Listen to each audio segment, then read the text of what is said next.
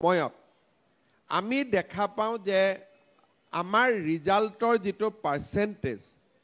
যিমান ভাল হ'ব লাগে হিমান নহয় বিশেষকৈ যেতিয়াৰ পৰা আমি কনসেপ্ট বেস কুৱেশ্যনলৈকে আমি গতি কৰিছো কেইদিনমান আগতে অসমত এটা বিতৰ্ক হৈছিল যে এটা স্কুলত আমাৰ ধৰ্মৰ শিক্ষা হ'ব পাৰে নে নোৱাৰে এই কথাবোৰ আমি লৰা ছোৱালীক আজিকালি অকাই পকাই খুধো উত্তৰটো এইটোৱে যে সংবিধানৰ প্ৰস্তাৱনাৰ বিষয়ে তেওঁ জানে নে নাই যদি আমি খুধো যে ভাৰতৰ সংবিধানৰ প্ৰস্তাৱনাত কি কৈছে লৰা ছোৱালীয়ে মুখস্থ মাতি কৈ দিব কিন্তু যদি আমি পকাই খুধো যে আমাৰ ৰাজধৰবৰা বিদ্যালয়ত মন্দিৰ এটা নিৰ্মাণ হ'ব পাৰে নেকি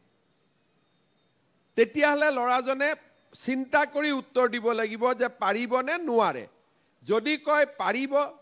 তাৰো তেওঁ যুক্তি দিব লাগিব নোৱাৰে তাৰো তেওঁ যুক্তি দিব লাগিব এইটো কয় কনসেপ্ট বেস লাৰ্নিং মুখস্থ দি নহব ইমান দিনে আমাৰ অসমৰ শিক্ষা ব্যৱস্থাটো মুখস্থৰ ওপৰত নিৰ্ভৰশীল আছিল সেই কাৰণে আমাৰ লৰা ছোৱালী আইএএস এসিএস এপিএস পৰীক্ষাত বহিব নোৱাৰিছিল কাৰণ তাত কুৱেশ্যন বিলাক সিধাই নুখুধে যে ভাৰতৰ প্ৰধানমন্ত্ৰীৰ নাম কি তেনেকে নুখুধে তাত উলুটাই খুধিব যে গুজৰাটৰ পৰা আজিলৈকে ভাৰতৰ প্ৰধানমন্ত্ৰী কেইজন হৈছে যেতিয়ালৈকে লৰা ছোৱালীয়ে প্ৰধানমন্ত্ৰীৰ বিষয়ে আইডিয়া নাথাকে পোনছাতে লিখি দিব নৰেন্দ্ৰ মোদী কিন্তু যেতিয়া গুটেই ভাৰতৰ কোন কোন প্ৰধানমন্ত্ৰী হৈছিল বুলি বুজি পায় তেতিয়া লিখিব মুৰাৰজী দেশাই আৰু নৰেন্দ্ৰ মোদী নহলে যিকোনো মানুহকে যদি মই খুধো যে ভাৰতৰ গুজৰাট ৰাজ্যৰ পৰা আজিলৈকে ভাৰতৰ কোন প্ৰধানমন্ত্ৰী হৈছে পুনে পুনে নৰেন্দ্ৰ মোদীৰ নামটো ক'ব মুৰাৰজী দেশাই নামটো মনত নাথাকিব কিন্তু গুটেই কেজন ভাৰতৰ প্ৰধানমন্ত্ৰীৰ বিষয়ে যেতিয়া তেওঁ ক্লাছত শিকিব উত্তৰটো দিবৰ কাৰণে তেওঁৰ সময় নালাগে সেই কাৰণে এতিয়া আমি লাহে লাহে কনসেপ্ট বেস এটা এডুকেশ্যনলৈকে গৈছো আৰু ইয়াতে আমাৰ সমাজৰ দায়িত্ব আছে স্কুলৰ শিক্ষকসকলে সিলেবাছত থকা কথাখিনি বুজোৱাৰ পিছতো মেট্ৰিক পৰীক্ষাৰ ক্যান্ডিডেটখিনিক গধূলি 6টাৰ পৰা 9টালৈকে যদি আমি স্কুলত পঢ়াব পাৰো আৰু স্থানীয় যুৱক যুৱতী দুজন বা চাৰিজনে যদি ইয়াক পঢ়ুৱাৰ দায়িত্ব লয় স্কুলৰ শিক্ষাৰ লগত ক্লাছত যেহেতু এজন শিক্ষকে 8 9 10 5 6 7 কৰবাত শিক্ষকও কম থাকে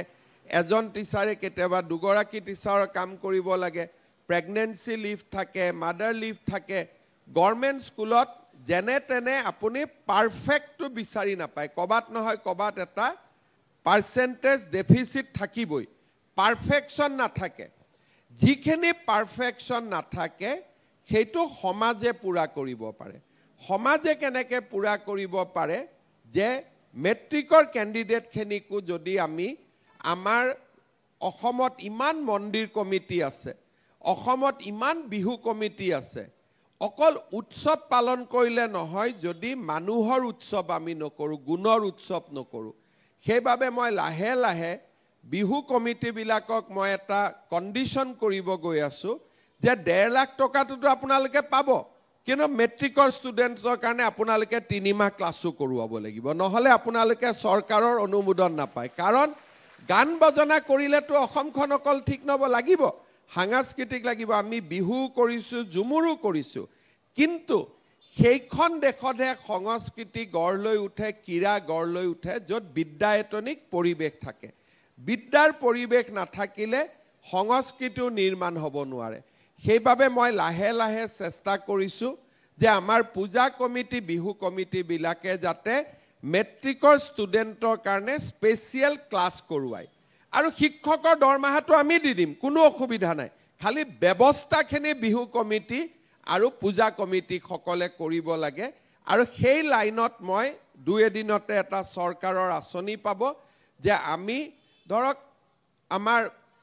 আজাৰাতে বিহু হয় পূজাও হয় যদি চৰকাৰে আপোনালোকক মাহত 10,000 টকা দি থাকে মেট্ৰিকৰ ষ্টুডেন্ট খিনি গধূলি পঢ়ুৱাটোতো কোনো আপত্তি নাই দুজন ইয়াৰ ঘৰত চাকৰি নোপোৱাকৈ বৰ্তমান ইণ্টাৰভিউ দি কষ্ট কৰি আছে